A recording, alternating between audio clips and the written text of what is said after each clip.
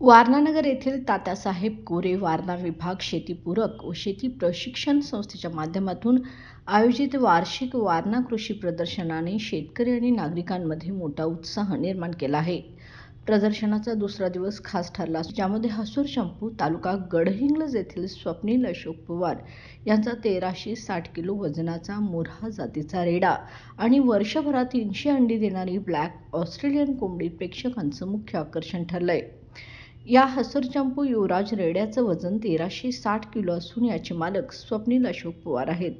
या रेड्याने प्रदर्शनातील उपस्थितांना चकित केले।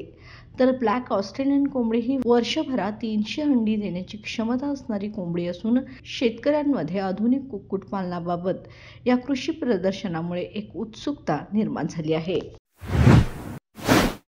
बाळ, फ्रीजमधून श्रीखंड काढ ना। आम्ही पूर्वी घरीच बनवायचो श्रीखंड, त्याची चवच वेगळी होती। आता काय सगळं रेडीमेड।